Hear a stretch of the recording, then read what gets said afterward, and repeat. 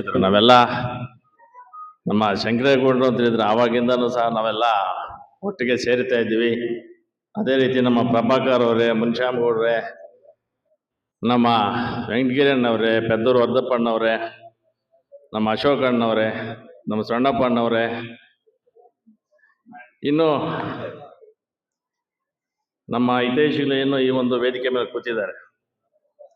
ನಮ್ಮ ವಿಸ್ತಾರವಾಗಿ ನಮ್ಮ ಶ್ರೀನಿವಾಸ ರೆಡ್ಡಿ ಎಲ್ಲ ಹೇಳ್ಬಿಟ್ಟಿದ್ದಾರೆ. ಬಹುಶಃ ನಾವೇನು ಹೇಳಂಗಿಲ್ಲ, ಯಾಕಂದ್ರೆ ಇತಿಹಾಸ ಅವ್ರಿಗೆ ನಮ್ಮ ನಾಗಣ್ಣಗೆ ಚೆನ್ನಾಗಿ ಗೊತ್ತಿದೆ, ನಮ್ಗೆ ಸ್ವಲ್ಪ ಅಷ್ಟೇ, ಏನು ಹೆಚ್ಚಿಗೆ. ಆಗಲೇ ಹೇಳಿದೆ, ನಮ್ಮ ಅನಿಲ್ ಅಣ್ಣಗೆ ಹೇಳಿದೆ, ಅಣ್ಣ ಜಾಸ್ತಿ ಐಫೈ ವಿದ್ಯೆ, ಡಬಲ್ ಗ್ರಾಜುಯೇಟ್ಸ್ ಅದು ಇದಿರೋರು ಅಲ್ಲ ರಾಜಕಾರಣದಲ್ಲಿ ಬರ್ಲಿಕ್ಕೆ ಸಾಧ್ಯ ಇಲ್ಲ. 20% ಅರ್ಧಂಬರ್ಧ ವಿದ್ಯೆ ಯಾರು ಇರ್ತಾರೋ ಅವರೇ ರಾಜಕಾರಣದಲ್ಲಿ ಇವತ್ತಿನ ದಿನ ಉನ್ನತ ಮಟ್ಟಕ್ಕೆ ಹೋಗಿರೋರು.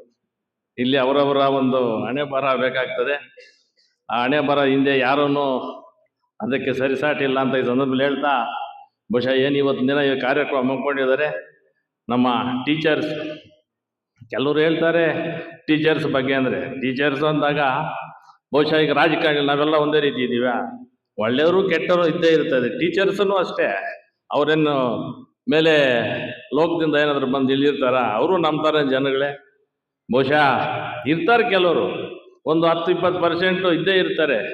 ಶಾಲೆಗಳಿಗೆ ಟಕ್ಕರ್ ಹೊಡೆಯುವಂಥವ್ರು, ಒಳ್ಳೆ ರೀತಿ ಪಾಠ ಮಾಡ್ತೇವೆ. ಇನ್ನೊಂದು ಹೇಳ್ತೀನಿ ನಾನು, ಯಾರು ಶಿಸ್ತಿಂದ ಸಿದ್ಧಾಂತದಿಂದ ಯಾರು ಕೆಲಸ ಮಾಡಿರ್ತಾರೋ, ರಾಜಕಾರಣಿಗಳು ಅಷ್ಟೇ, ನಿಮಗೆ ಅಂತ ಹೇಳಲ್ಲ, ಅವ್ರ ಮಕ್ಕಳು ಒಂದು ಒಳ್ಳೆಯ ಉನ್ನತ ಒಂದು ವಿದ್ಯಾಭ್ಯಾಸದಲ್ಲಿ ಮುಂದಕ್ಕೆ ಹೋಗಿರ್ತಾರೆ. ಅದು ಬಹುಶಃ ನಾನು ಕಂಡಿದ್ದೀನಿ. ನೀವಂತಲ್ಲ, ಅಧಿಕಾರಿಗಳು, ಈಗ ಪೊಲೀಸ್ ಡಿಪಾರ್ಟ್ಮೆಂಟ್ ಆಗಿರ್ಬೋದು, ರೆವಿನ್ಯೂ ಡಿಪಾರ್ಟ್ಮೆಂಟ್ ಆಗಿರ್ಬೋದು, ಟೀಚರ್ ಯಾವುದೇ ಆಗಿರಲಿ, ಅವ್ರ ಮಕ್ಕಳು ಅವರು ಒಂದು ಉನ್ನತ ಮಟ್ಟಕ್ಕೆ ಹೋಗಿರ್ತಾರೆ.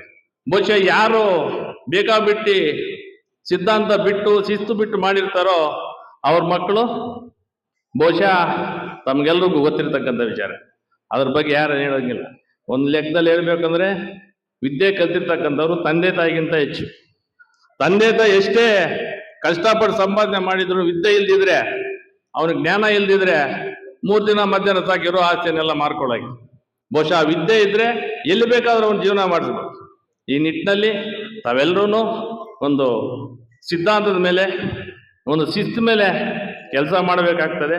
ಏನೇ ಇಲ್ಲಿ ಇವತ್ತು ದಿನ ನಮ್ಮ ವೆಂಕಟಗಿರಣ್ಣ ಹೇಳ್ತಾ ಇದ್ರು, ಯಾವುದೇ ಒಂದು ಕುಂದುಕೊರತೆ ಬರಲಿ ಟೀಚರ್ಸ್ ವಿಚಾರವಾಗಿ ನಾವಿದ್ದೀವಿ, ನಿಮ್ಮ ಕೈ ಜೋಡಿಸ್ತೀವಿ, ನಿಮ್ಗೆ ಏನೇ ಕಷ್ಟ ಸುಖ ಬಂದ್ರು ಇರ್ತೀವಿ ಅಂತ ಈ ಸಂದರ್ಭದಲ್ಲಿ ಹೇಳ್ತಾ, ಏನು ಇವತ್ತು ದಿನ ಇಲ್ಲಿ ಕರೆಸಿ 4 ಮಾತಾಡಲು ಅವಕಾಶ ಕೊಟ್ಟ ತಮ್ಮೆಲ್ಲರಿಗೂ ಒಂದಿಷ್ಟು ನನ್ನ ಮಾತನ್ನು ಮುಗಿಸ್ತಿದ್ದೀನಿ.